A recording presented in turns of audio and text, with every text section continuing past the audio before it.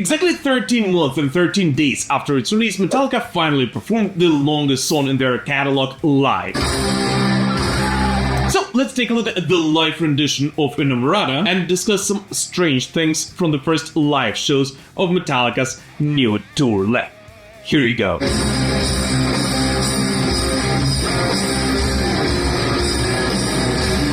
Metallica kicked off the second leg of their M72 World Tour with the 2 shows at Olympiastadion in Munich, Germany. Playing as they usually do on this tour, 2 nights in one city with 2 absolutely different setlists. An idea which is somewhat reshaping what rock and metal tours will look like in the future, and of which we will talk a little bit later in the video. But for now, the most important news about this occasion for all Metallica fans, in addition of course to the whole fact that Metallica is finally back on stage, was the fact that the boys finally heard their fans and performed the song Inamorata live for the very first time on the second night of the tour.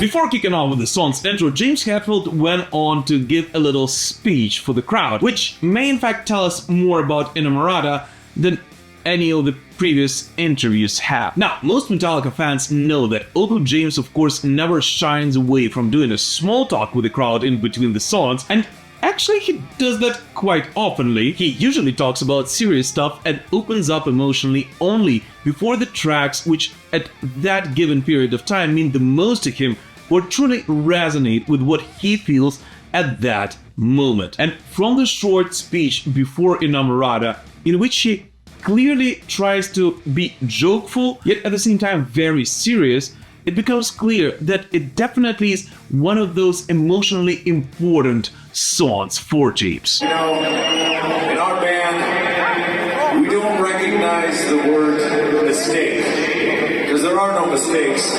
There's just unique moments that happen, all right? That's what we need to tell ourselves, all right? This one is from 72 Seasons. It's one of my favorites. In his short speech, James Hetfield briefly talks about the mistakes of the past, which, at least for me, gives this song a slightly different meaning. Inamorata is a confession of a man in love with his own misery who acknowledges his addiction to it, yet doesn't want this misery to run his life anymore. And given James Hetfield's public emotional revelations in the past years, I always assumed that this misery he sings off in this song is mostly related to the dark thoughts he has about his self-worthlessness he confessed about before. As, in case you didn't know, James Hetfield, despite being one of the most influential figures in rock music of today, has always struggled with this. Yet it looks like, instead, this misery is related to some specific mistakes of the past, which still haunt a protagonist, which kind of makes Inamorata a song I personally can relate to even more so now.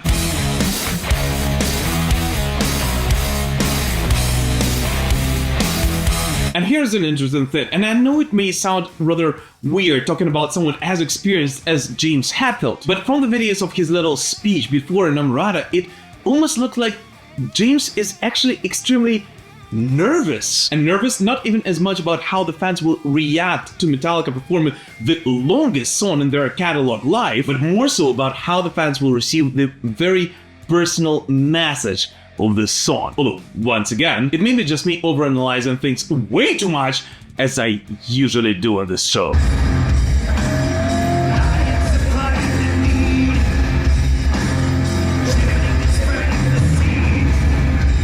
By the way, guys, here I just want to point out that only around 30% of the people who watch my videos are actually subscribed to the Metal Pilgrim Show. So if by any reason you still haven't done so yet, and especially if this is not the first video you're watching on this show, I would really appreciate it if you would consider doing it right now. Let's continue building this amazing heavy metal community together. We're gonna have a good time. Always. But anyway, talking about the fans' reception of Inamorata. Despite it being possibly the most divisive song in the band's catalog, at least on the past several albums, with some fans absolutely hating it and others considering it to be by far the strongest track on 72 Seasons. From the videos online, it looks like at least those fans for whom Metallica is a bit more than just Enter Sandman and Nothing Else Matters, went absolutely crazy hearing the first accords of Inamorata finally being performed from the stage. And even more so, it becomes clear when we listen to some of those videos recorded from the audience with the Metallica family singing every word of the band's longest track ever together with James Hetfield. But the coolest thing, and most importantly, just take a look at that guy in between Kirk and James, and how much fun he's having in between the two legends. Seriously, this is freaking awesome!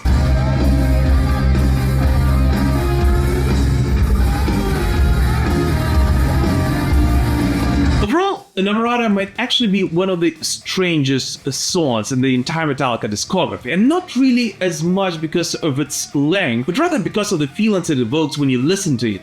And I mean really listen to it. Now, as I mentioned in my 1 year later 72 Seasons video a couple of weeks ago, although I did like Inamorata at first, I kind of felt like it was almost purposefully dragged out to be the longest song Metallica have ever written. The boys placed on the album so that we, the fans, kind of have something to talk about. And although I didn't really mind it, it wasn't really one of those songs which I would go back to upon the first re-listens of 72 Seasons the most. But then several months later, I heard the song once again and something just clicked. And in all honesty, for weeks after that, Inamorata has been played by me on repeat for dozens of times, as I simply could not get enough of it, unfolding the little bits and pieces which I didn't really catch on upon my first and second listens of this track. And this is actually exactly what is going on with me, at least right now, after Metallica finally performed Inamorata live. And after that short speech of James's, which made me actually look at this song in a slightly different light today, and kind of made me rediscover it and look at it from a completely different angle that I did in the past.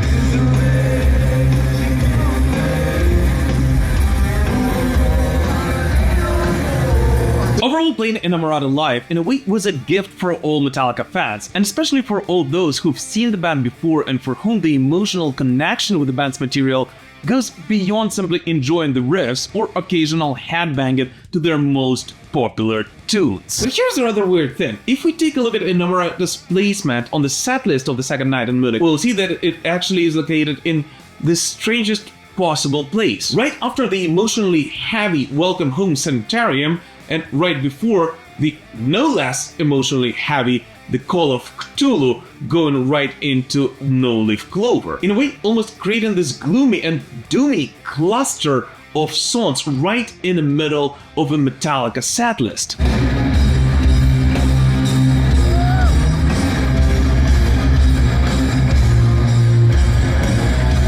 And here's the thing, I as a longtime Metallica fan would absolutely love to hear those songs live one after another, as I feel like this order would really let me personally be truly immersed into the feelings portrayed by this song. But at the same time, I do understand that for many occasional fans who mostly came to hear the biggest hits, those tracks being played one after another would be somewhat of a snooze fest, which, now I think about it, I guess could have been done on purpose by the band to A, satisfy all their diehard fans, and B, well, sell way more beer than they usually would for everybody else during those 3 songs. And overall, if we compare the 2 opening nights of this tour in Munich, we'll see that the first concert consisted from the songs which, at least most of them, are known by pretty much any Metallica and metal fan overall, without any wild surprises or unexpected mood swings in the middle of the show. And this is where we come to yet another question raised in the beginning of this video. M72 is a tour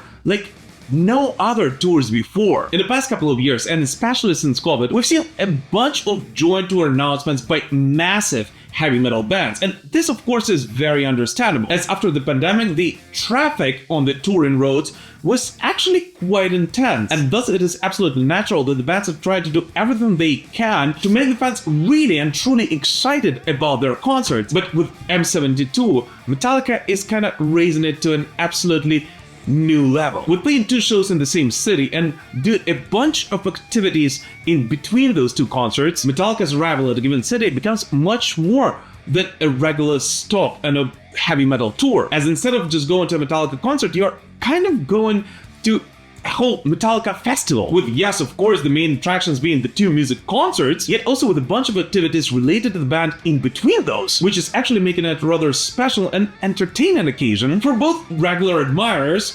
truly die-hard Metallica fans. And therefore, to make this experience complete, the Metallica setlist on the 2 nights has to properly resonate with both.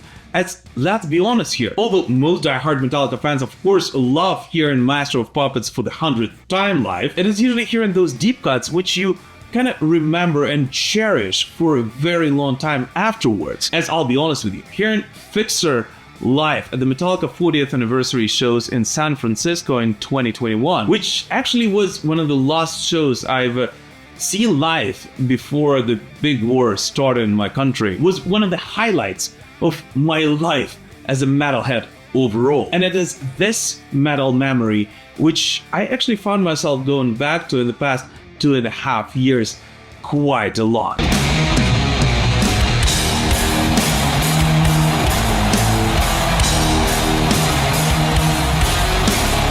But anyways, what do you guys personally think about Inamorata and about M72 overall? And have you or are you planning to see Metallica live on this tour? Please let us know in the comments. As always, thank you so much for watching the short video, guys, and we will prevail. Slava Ukraini!